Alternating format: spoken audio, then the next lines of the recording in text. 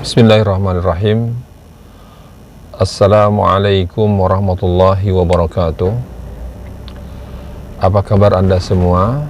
Mudah-mudahan Anda semua dalam keadaan sehat walafiat. Amin. Pada video kali ini saya akan berbicara mengenai perjalanan saya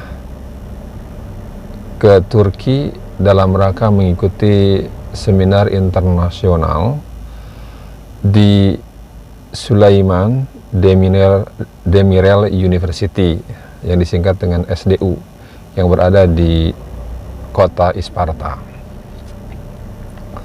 Nah, pada tanggal 26 September sampai dengan 5 Oktober, alhamdulillah saya bisa mengadakan perjalanan ke Turki. Ada beberapa kota yang saya kunjungi dan kota tersebut merupakan kota-kota penting di Turki. Di antaranya adalah kota Bursa. Kemudian yang berikutnya adalah Kusadasi. Yang berikutnya Pamukkale.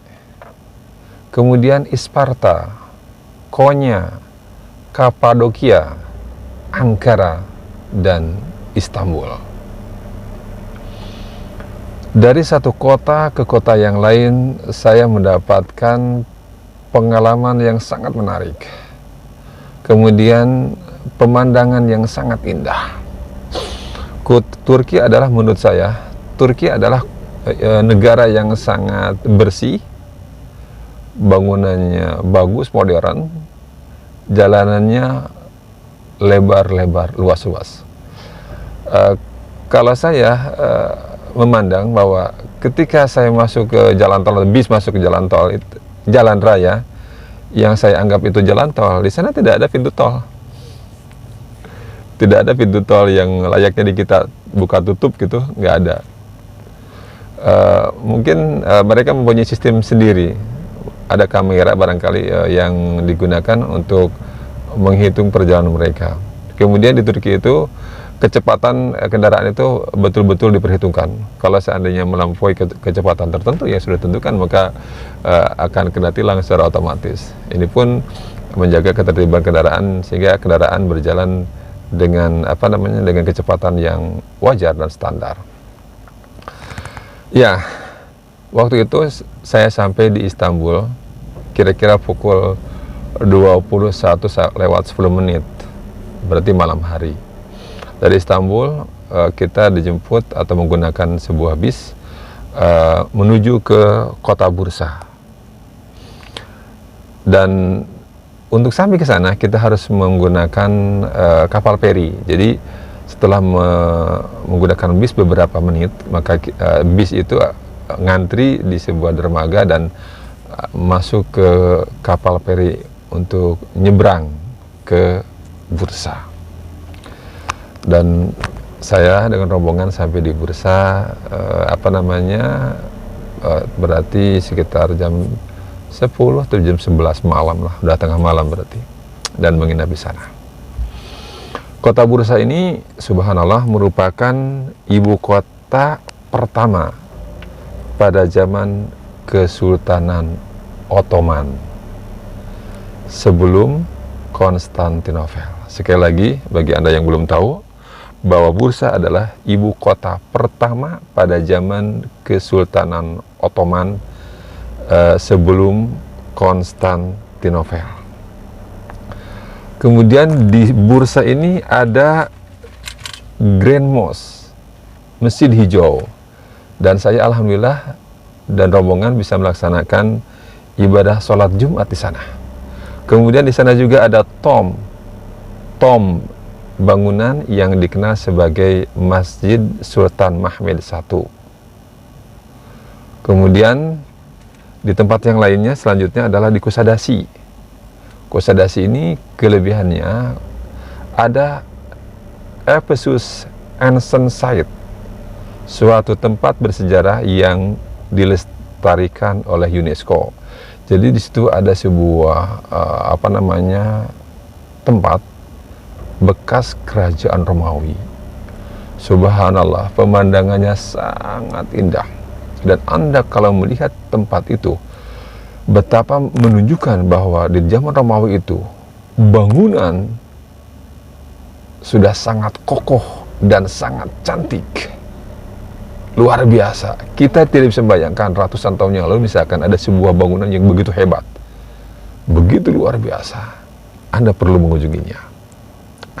Kemudian Pamukkale. Pamukkale di situ ada kebun lavender yang sangat luas dan kalau lagi berbunga wanginya luar biasa. Kemudian ada Konya. Saya juga berkunjung ke Konya. Di situ ada makam sufi terkenal. Di situ juga ada tarian sufi yang disuguhkan. Kemudian juga ada patung sufi Jalaluddin Rumi. Ya, Jalaluddin Rumi. Saya sempat berfoto di sana. Kemudian juga ada makamnya. Dan waktu itu saya masih ingat, kalau nggak salah waktu sholat Isya sampai di sana atau maghrib atau Isya waktu itu. Dan waktu itu akan digelar tarian Jalaluddin Rumi. Kemudian Kapadokia ini di situ ada semacam balon udara, tapi subhanallah bayarannya sangat mahal waktu itu, kalau nggak salah sekitar 3 juta satu orang. Jadi sangat mahal sekali. Kemudian Ankara ini, kemudian juga ada kota Istanbul.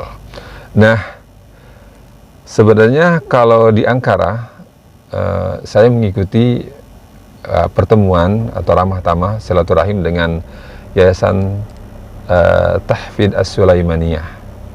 Di situ terdapat beberapa orang santri Indonesia yang mondok di Yayasan Tahfidz As-Sulaimaniyah. Tempatnya sangat representatif, sangat bagus dengan bangunan yang bertingkat kayak menara begitu. Kemudian fasilitasnya lift, kemudian AC-nya luar biasa sangat, dan kami di sana diterima oleh pihak As-Sulaimaniyah yang ada di Ankara dengan sangat baik sekali, mereka sangat ramah sekali.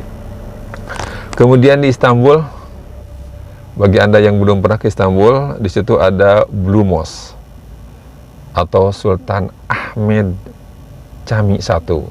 Saya alhamdulillah sempat melaksanakan ibadah sholat zuhur di situ. Kemudian di Istanbul juga ada Hagia Sophia, merupakan museum yang dulunya sempat menjadi gereja dan masjid, dan waktu itu masih merupakan museum. Walaupun belakangan ini saya dapat informasi bahwa Presiden Erdogan menjadikannya sebagai masjid kembali. Kemudian di daerah Istanbul juga ada Topkapi Palace, bangunan yang merupakan tempat tinggal khalifah otonom. Kemudian yang berikutnya ada Bosporus Cruise. Saya dan rombongan di situ menyewa sebuah kapal laut untuk mengelilingi Bosporus, yakni melihat keindahan laut perbatasan antara Asia Timur dan Eropa. Itu sangat indah sekali. Kalau orang yang ke Turki belum ke Bosporus, kayaknya belum ke Turki. Kemudian di Istanbul juga ada Grand Bazaar. Ini pasar yang sangat terkenal, dan setiap orang yang ke Turki pasti akan berkunjung ke Grand Bazaar, dan itu adanya di Istanbul. Nah, teman-teman, saya boleh mengatakan bahwa Turki itu menurut saya adalah suatu negara yang sangat indah sekali. Jadi kalau bagi Anda yang belum pernah berkunjung ke sana, saya sarankan kalau ada rezeki untuk mengagendakan diri agar bisa pergi ke Turki, karena dengan pemandangannya yang sangat luar biasa. Tempat-tempat sejarahnya juga ada. Di Istanbul juga ada semacam museum di situ yang ada tongkat Nabi Musa. Saya juga sempat berkunjung dan melihat ke sana. Ada mantelnya Siti Fatimah kalau nggak salah. Kemudian ada terumpahnya Nabi Muhammad SAW. Ada keran tempat wudhunya Nabi Muhammad SAW.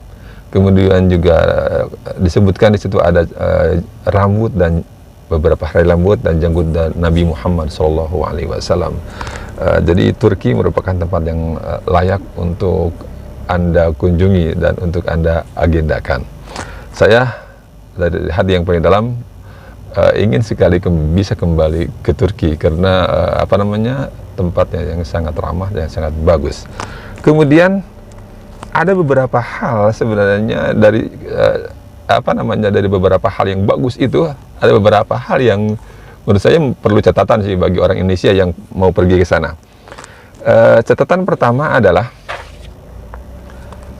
kalau Anda mau mau belanja di Grand Bazaar.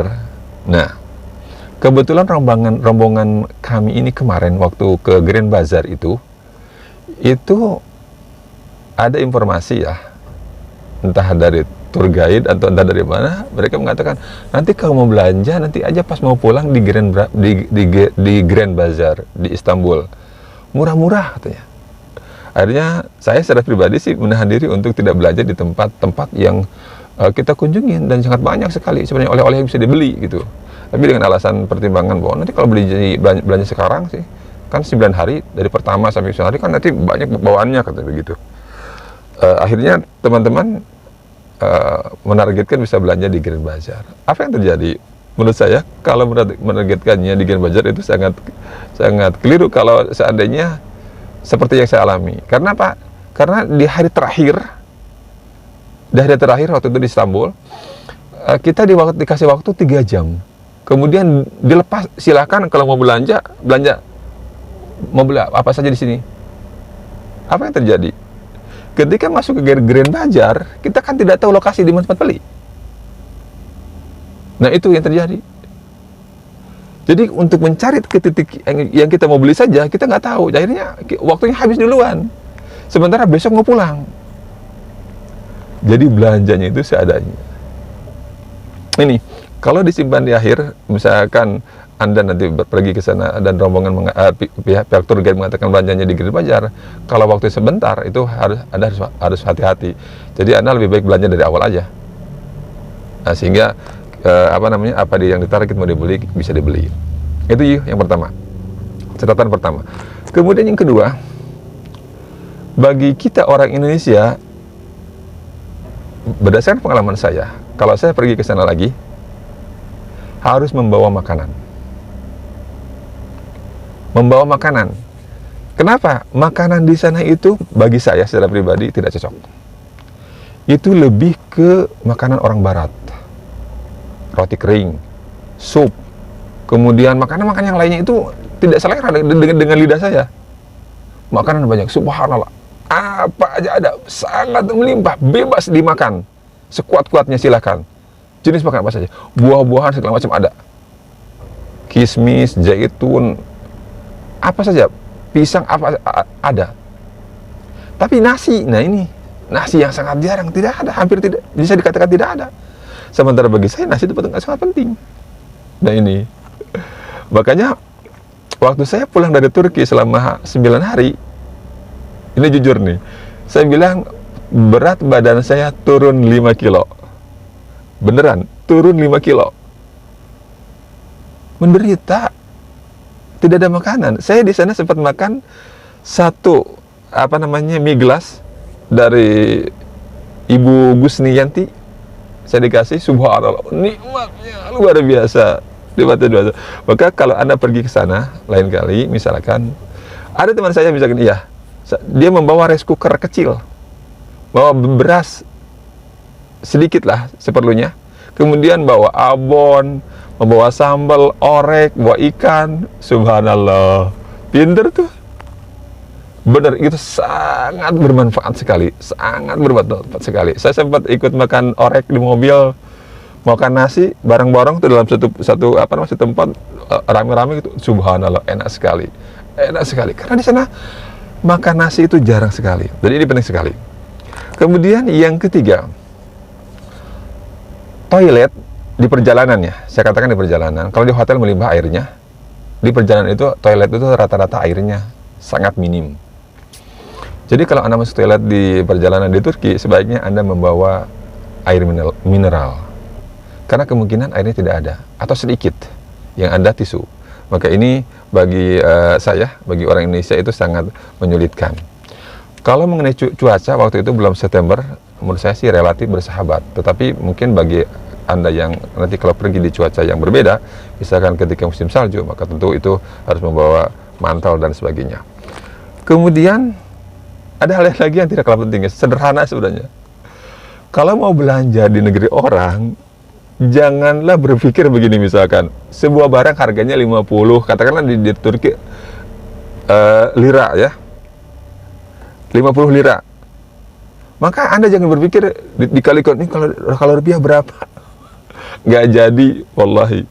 Jadi kalau mau belanja di sana beli aja, selama duit itu ada dan mampu beli aja. Karena kalau dihitung-hitung akan terasa mahal. Padahal juga nggak mahal-mahal amat, tidak mahal-mahal amat. Jadi kalau mau belanja saja, gitu loh. Itu kemudian yang keenam, yang terakhir, ini penting juga tapi sederhana, adalah membawa uang recehan, uang pecahan lira yang pecahan, misalkan 5 lira. Kalau nggak salah, setiap kali kita masuk ke kamar kecil, itu uangnya uang koin 5 lira. Perlu Anda tahu, penjaga toilet di sana kurang ramah ketika kita memberikan uang kertas yang besar. Mereka bisa marah. Akhirnya kita tidak bisa ke kamar kecil. Maka menurut pengalaman saya, ini sangat penting sekali ketika Anda mau ke toilet di sana, atau dipersiapkan dari sini, atau di hotel lah sebelum kita pergi dalam perjalanan, maka siapkanlah uang lira dalam pecahan yang kecil untuk setiap kali masuk ke kamar kecil. Nah, teman-teman, ketika di Turki situ sebenarnya ada 2 agenda penting. Yang pertama adalah satu berkunjung ke Yayasan Tahfidz As-Sulaimaniyah yang ada di Ankara. Nah, yang saya kunjungi ketika itu tanggal 20 Oktober 2019. Kemudian kegiatan yang kedua, ini rombongan kami dari Universitas Islam Jakarta, adalah untuk penandatanganan kerjasama antara Universitas Islam Jakarta (UIJ) dengan Sulaiman Demirel University yang disingkat dengan SDU yang ada di kota Isparta. Kemudian acara yang berikutnya di SDU adalah Seminar Internasional Mahasiswa S3 dari Universitas Islam Jakarta. Alhamdulillah ketika itu kebetulan dari mahasiswa saya yang menjadi ketua panitianya. Kemudian juga dalam acara seminar internasional itu ada 4 pemateri, 2 berbahasa Inggris dan 2 berbahasa Arab. Dan saya waktu itu menyampaikan presentasi dalam bahasa Arab. Nanti akan saya sampaikan cuplikan materi yang saya sampaikan atau presentasi saya yang saya sampaikan di Sulaiman Demirel University. Nah, silakan berikut ini Anda simak cuplikan dari presentasi saya. Selamat mendengarkan. Assalamualaikum warahmatullahi wabarakatuh. Alhamdulillahi rabbil alamin. Hamdan naimin, hamdan syakirin, hamdan yukafi'u mazidah. Ya Rabbana lakal hamdu wa lakal syukru kama yanbaghi li jalali wajhikal karim wa azimi sultanik. Allahumma salli wa sallim wa barik ala Muhammadin wa ala alihi wa sahbihi ajma'in wa ba'd. Ayuhal hadirun, ayuhal mustami'un al-kiram, awalan nurahhibu lil asatidah wa kullu man yantami bihadhihi al-jami'ah ala husni istiqbalikum wa samahatikum lil qiyami hadhihi an-nadwah. Jazakumullahu ahsanal jazaa wa barakallahu fikum jami'an. Amin. ثانيا نقدم أفضل الشكر والتقدير لأساتذتنا البروفيسور Fahrul Razi Aziz والأساتذة من أندونيسيا من جاكرتا والمشتركين من الطلاب من رابطة الطلاب إندونيسيا في هذه البلدة الشريف تركيا. أيها الإخوة الكرام، هذه الندوة هي الندوة الأولى للجامعة الإسلامية جاكرتا التي تقام خارج إندونيسيا، وتركيا هي البلدة المختارة للقيام فيها الندوة، ذلك للمزايا والحسنات التي عندها، وكذلك للعلاقة الدينية القوية والعلاقة الأخوة القوية بين أهل الدولتين. أيها الإخوة الكرام، أعرفكم نفسي. My name is Yuyu Wahidin, طالب PhD في مرحلة الدكتوراه بالجامعة الإسلامية الأندونيسية. في هذه المناسبة الطيبة سنقدم لكم مقالة موززة مؤثرة معجبة إن شاء الله تعالى تحت الموضوع تطبيق فقه لمذهب الشافعي عند النهديين جاكرتا. ممكن تراه؟ نعم الأول. لا ليس هذا، نعيد إلى الأول. هذا الموضوع استطيع تطبيق الفقه لمذهب الشافعي عند النهديين جاكرتا. فالمذهب الشافعي، مذهب الشافعي هو واحد من المذاهب الأربعة المعتبرة في أندونيسيا وخارجها، وهو أكثر انتشارا في لبنان، ثم في سوريا، العراق، باكستان، الهند، إندونيسيا وغيرها. وأما النهديون كما تقال في هذه الموضوع عند نهديون فهو كلمة، فهو الاسم للأتباع لجماعة نهضة العلماء. فنهضة العلماء أكبر جمعية دينية اجتماعية في إندونيسيا التي تتمذهب بمذهب الشافعي. ويست جاكرتا ممكن السلايد الثاني. فهذا مكان البحث في هناك اسمه بمناطق جاكرتا شرقية، منها الأول Cakung, wahada bikalimah Indonesia, Cakung, Summa Cililitan, Sumba Pondok Gede, Summa Kampung Makassar, Cililitan وغيرها. هناك عشرة يعني منطقة. هذا أمر واسع جدا. الأمور الفقهية الاختلافية تكتب في الكتب بالمجلات الكثيرة. ثم أخذت من هذه المسائل 3 مسائل فقط. الأول يعني عن حفلة عند الميت، الحفلة عند الميت مثلا في يوم الثاني في يوم الأول والثالث وفي ناحية أخرى أن جمعية نهضة العلماء في كثير من الأحوال لا يراجعون الفتاوى إلى الكتب المعتبرة، بل يتوقفون إلى قول الرجال منهم، مثل ابن حجر الحيتامي، الإمام النووي، والإمام الرافعي. ثم وجدت بعد الحوار مع العلماء والشيوخ في جاكرتا الشرقية أن العلماء والشيوخ عند النهديين كالقاموس يمشي. أنا أعيد أن العلماء والشيوخ عند النهديين فهم كالقاموس يمشي. الله وبركاته.